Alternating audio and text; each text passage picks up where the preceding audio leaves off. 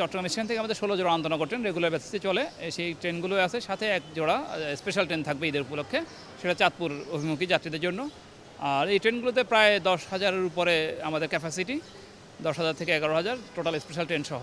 কালো বাজারি বলতে আমাদের টিকিট যেহেতু অনলাইনে শতভাগ, এখন এই টিকিটগুলো এবার কালোবাজার প্রতিরোধে আমাদের নিয়ম করা হয়েছে যে একজন যাত্রী একটা আইডি দিয়ে একবার টিকিট কাটতে পারবে ঈদের আগে একবার, ঈদের পরে একবার। সে একাধিকবার টিকিট কাটার কোনো সুযোগ নেই, সে একটা কাটুক, সর্বোচ্চ 4টাই কাটুক, কিন্তু একবারে টিকিট কাটতে পারবে ঈদের আগে আর ঈদের পরও একবার। আর ওই টিকিটগুলো নন রিফান্ডেবল।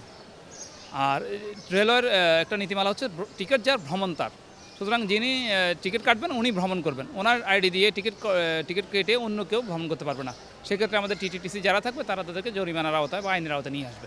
ঈদের সময় তো কিছুটা যাত্রী চাপ থাকবেই, সেক্ষেত্রে আমাদের আইনশৃঙ্খলা বাহিনী যাত্রীদের সুশৃঙ্খলভাবে স্টেশন প্রবেশ, যাত্রী নিরাপত্তা কল্পে স্পেশাল টাস্ক ফোর্স থাকবে স্টেশনে, যাতে যাত্রী নিরাপত্তা বা যথাযথ সময় ট্রেনগুলো পরিচালনা এবং রুট রাইডার প্রতিরোধে সচেষ্ট থাকবে আমাদের রেল আইনশৃঙ্খলা বাহিনী। আমাদের রেলের যারা পরিবহন সেক্টরে যারা আছেন ওনারা সকলেই একত্রিতভাবে কাজ করবে, যাতে যাত্রীরা নিরাপদভাবে যথাসময়ে তাদের গন্তব্যে পৌঁছাতে পারে।